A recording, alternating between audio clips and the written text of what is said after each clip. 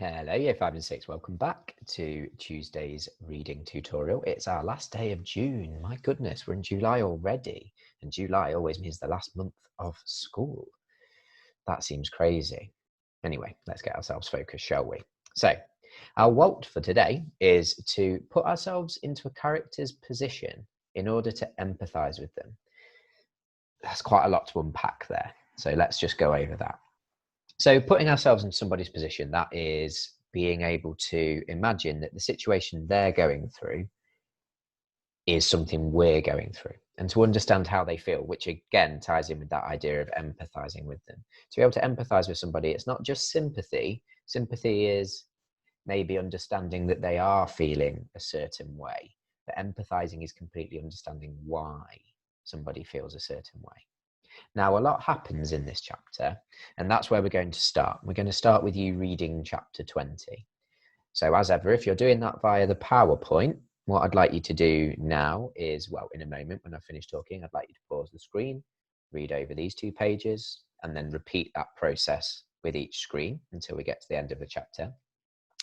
If you prefer to read through the chapters as PDFs, all you need to do is let this video play so that you hear what the task is at the end. When you've heard what the task is, you can then come off the video altogether and you can go and read the chapter as the PDFs, and then you can get on with the chapter. If you wanted to come back to this video then to watch me talk about the task and do the model of the task, that's probably really useful as well. But for now, if you're doing this just on the video, on the PowerPoint, what you need to do is you need to pause the video each time on these chapters. So if you can now read over the first 2 pages of chapter 20, pause the video and keep doing that until we've got through it. I'll speak to you again when you've read chapter 20.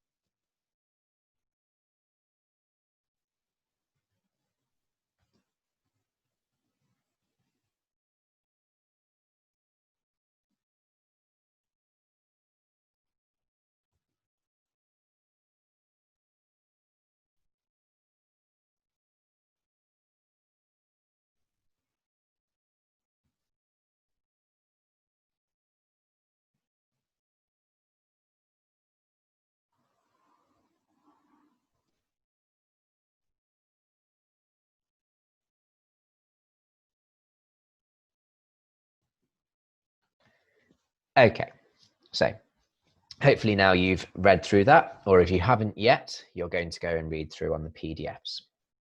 Now, there was a big important section here, this section from the LEPAR, the League for the Protection of Animal Rights. And they send a letter to Cameron's mum and dad, and Cameron manages to get hold of it and he reads it. And unsurprisingly, he's quite upset by the letter and what the letter says.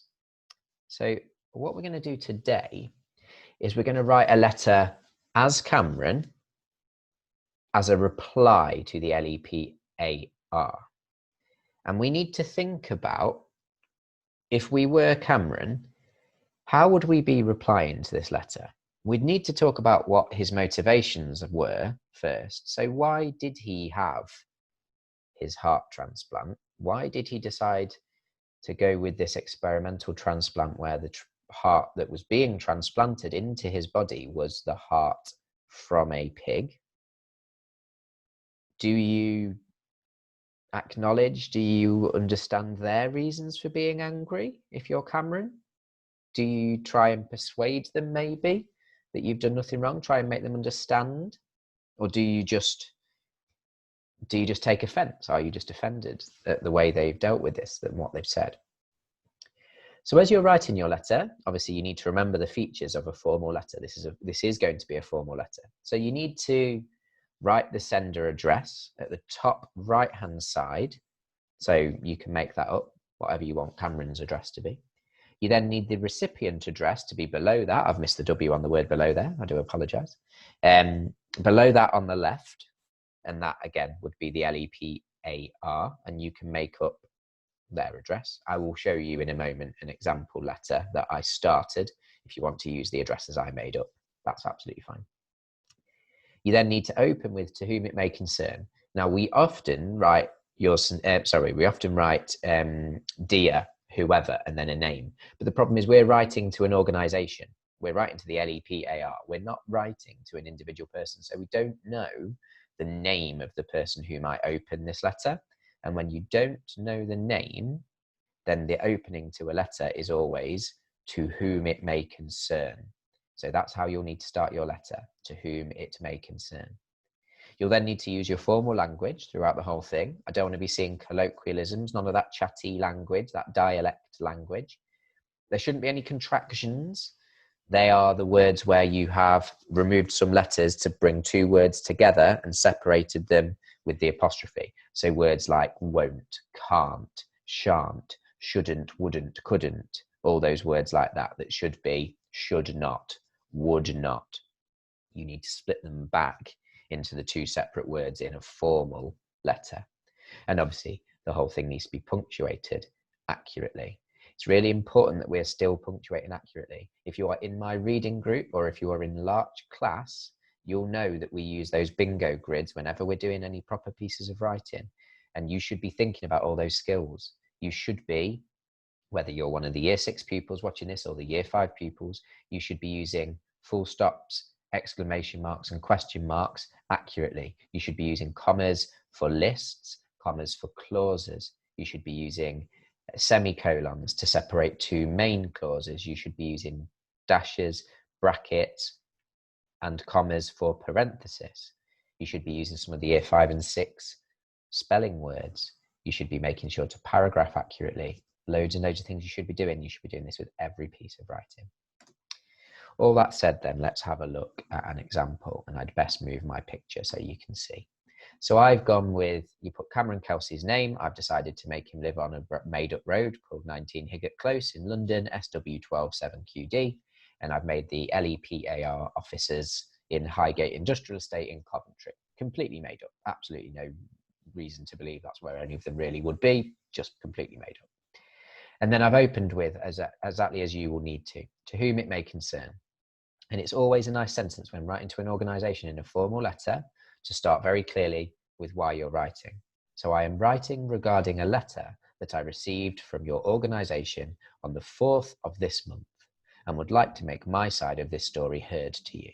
Firstly, comma, because it's a front side adverbial, let me begin by introducing myself. And again, another comma, because that's the clause, that's the subordinate clause.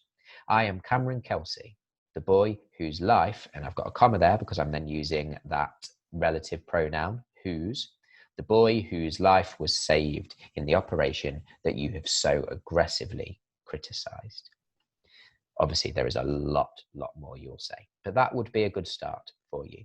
If you know you struggle with your writing sometimes and you aren't sure of ideas and you want to just use this beginning to get started, I'm absolutely fine with that. But I also know there are loads of you out there who will be watching this video both in school and from home who are very, very adept and very confident writers. You can use the addresses, but you can definitely start this letter in your own way.